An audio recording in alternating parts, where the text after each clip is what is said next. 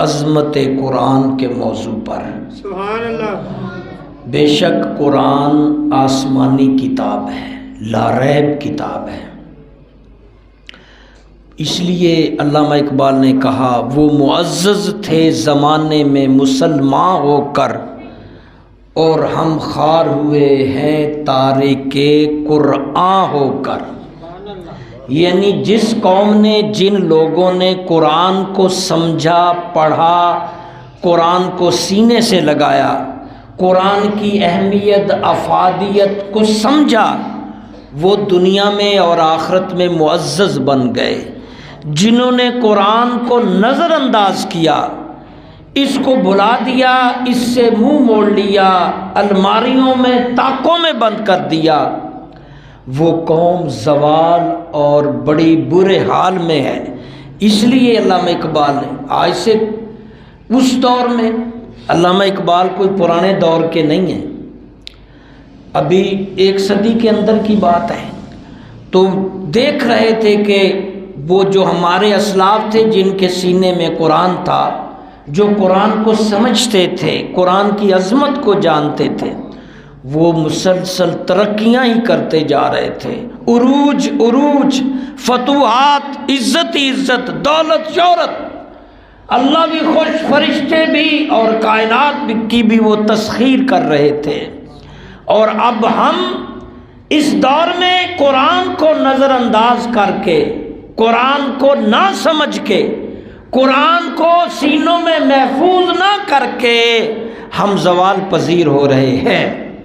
اور آج دنیا بھر میں کبھی ہمارے حضور ہستی آقا دو جہاں صلی اللہ علیہ وسلم کے بارے میں گستاخی شروع ہو جاتی ہے، تو پھر مسلمانوں کا ایمان چیک کیا جاتا ہے، اور پھر کبھی قرآن کی بے حرمتی شروع کر دیتے ہیں تاکہ مسلمانوں کا ایمانی جذبہ اور لگاؤ کو چیک کیا جائے کہ وہ کتنا قرآن سے جڑے ہوئے ہیں۔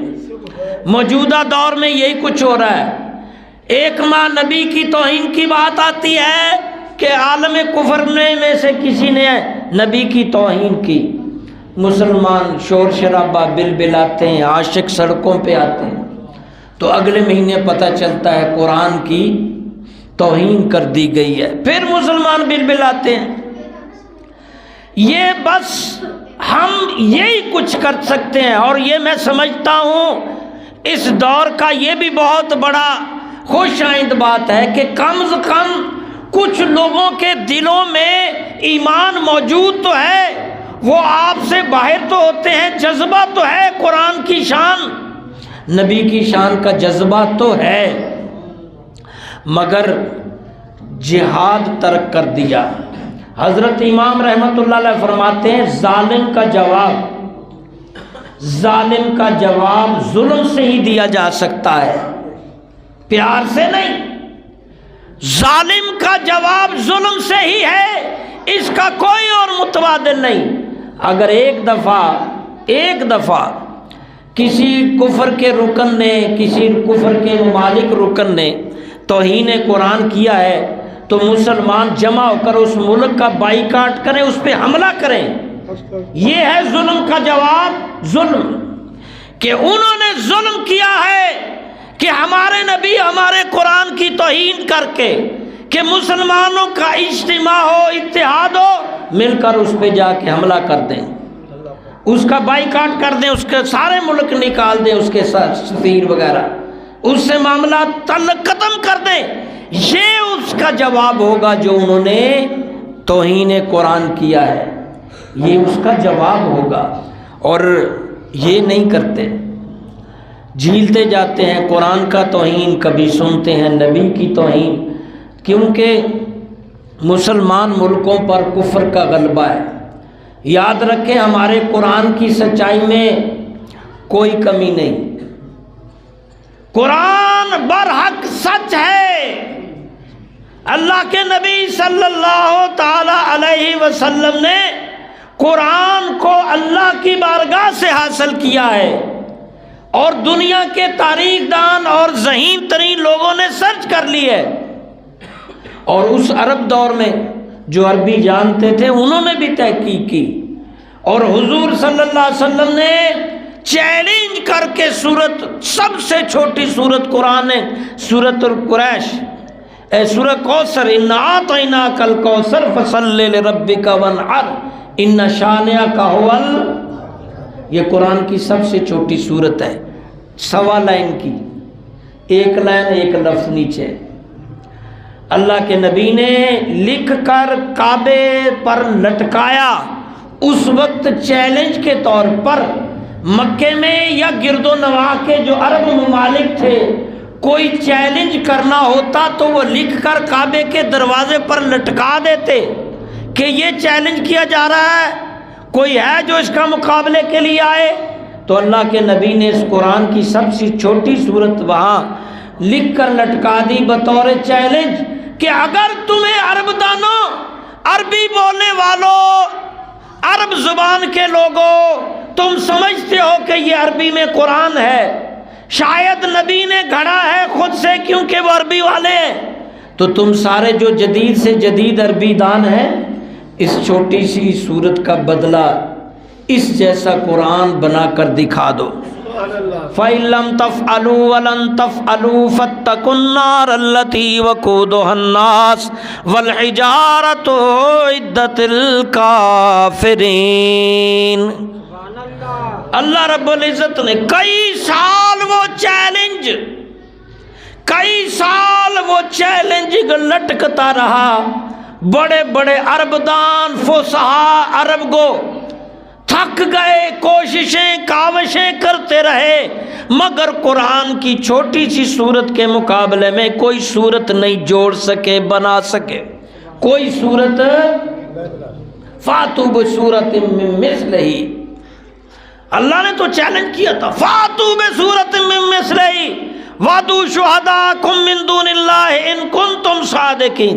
جاؤ سارے دنیا کے مل جاؤ، سارے دنیا کے لوگ مل جاؤ، قرآن کے چھوٹے کے حصے کے برابر کی کوئی چیز بنا لاؤ، تم بنا ہی نہیں سکتے۔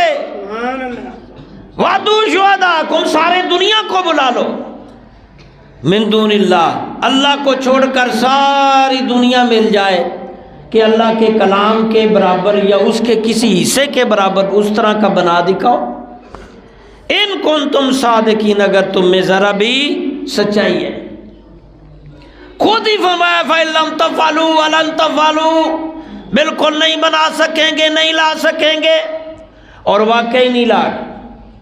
عتبہ نے جب حضور کو سمجھانے کے لیے حضور کی بارگاہ میں اس مکے کا بہت بڑا فصیحہ جو شاعری کرتا اور عربی لہجے لبے سمجھتا تھا، وہ نبی کو سمجھانے کے لیے کفر نے اکٹھے ہو کر اس کو بھیجا کہ تو عربی نکتے جانتا ہے، عربی لغت جانتا ہے، عربی شعر بنانا جانتا ہے، عربی کے الفاظ اتار چڑھاؤ جملے، عربی کے اسم فعل حرف سمجھتا ہے، عربی کا ماضی حال مستقبل سمجھتا ہے، جا نبی کو سمجھا۔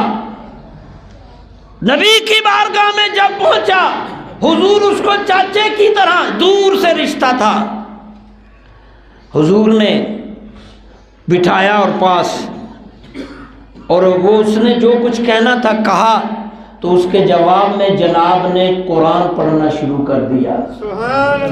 جو وہ سمجھانا چاہتا تھا اس نے اپنے حساب سے نبی کو سمجھایا، بتایا، باتیں کی۔ اس کے جواب میں نبی نے اپنے سے کوئی بات نہیں کی، ایک لفظ بھی اپنے سے نہیں بولا، اعوذ باللہ بسم اللہ پڑھی اور قرآن پڑھنا شروع کر دیا۔ جتنی دیر وہ قرآن سنتا رہا، کیونکہ قرآن عربی وہ سمجھتا تھا، یہ ہاتھوں سے ٹیک لگا کر بڑے دھیان سے سنتا گیا۔ جناب نے پوری سورت قرآن کی سنا دی اور خاموشی سے اٹھ کر باہر آ گیا۔ باہر کافر کھڑے ہوئے تھے، ابو جہل وغیرہ۔ ہاں، آپ گفتگو جو کی ہوگی، کراس ٹاکنگ جو کی ہوگی، جناب کو ہرا دیا ہوگا، لاجواب کر دیا ہوگا۔ اب کی بات عتبہ چپ، اس نے بار بار کفار نے پوچھا کیا بنا، کیا ہوا، گفتگو میں، تکرار میں، بس ایک ہی بات اس کے منہ سے نکلی، اس نے کہا بڑی بڑی عربی کتابیں، باتیں، محاورے، جملے کملے دیکھے ہیں، مگر جو میں محمد سے سن کر آیا ہوں وہ زمینی کلام نہیں ہے۔ سبحان تکبیر،